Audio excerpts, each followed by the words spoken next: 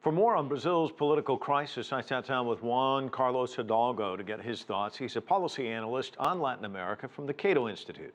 We started off on President Dilma Rousseff's latest effort to keep herself in office. She already lost the battle, the public opinion battle within Brazil.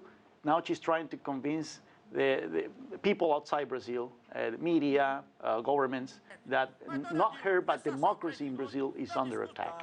And I don't think that's going to work. There's been a lot of international attention on Brazil in the last, not month, but in the last year since this whole saga began.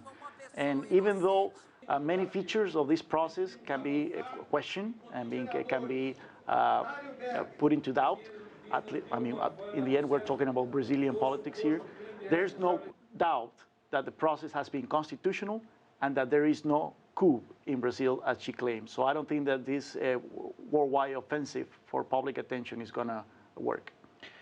I read one piece today, and I want to throw this in your direction because I want to get your thoughts on it. It read like this: with less than a week until the Brazilian Senate votes on the impeachment of President Rousseff, the question facing the nation is no longer whether the Workers' Party government will fall, but how far to the right the political pendulum will swing once it happens.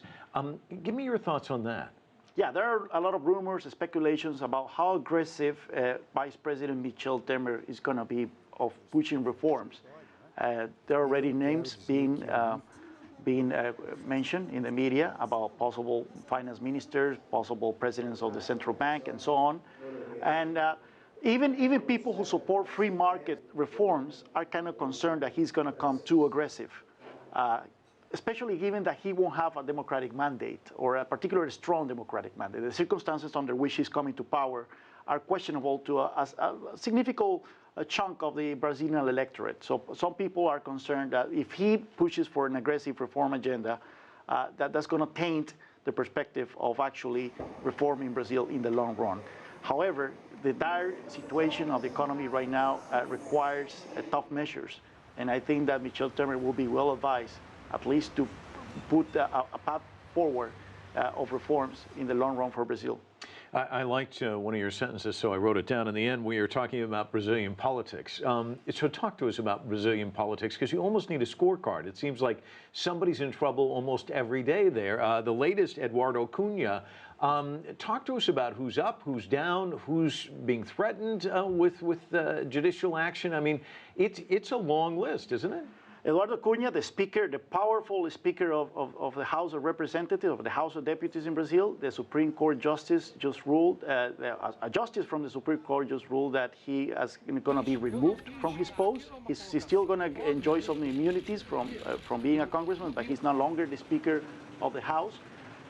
His deputy, the guy who's going to replace him, is also facing corruption charges.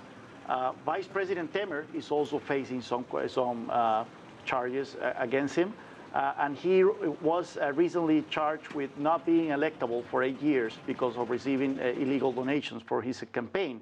So, I mean, the entire political class is under question here. 60% of congressmen are facing injunctions, are facing corruption charges of some kind. So, one of the arguments of those who support President Dilma Rousseff is that she's facing a judicial vendetta, that all the entire political Brazilian class is questioned, but she's the only one being targeted, which is not the case.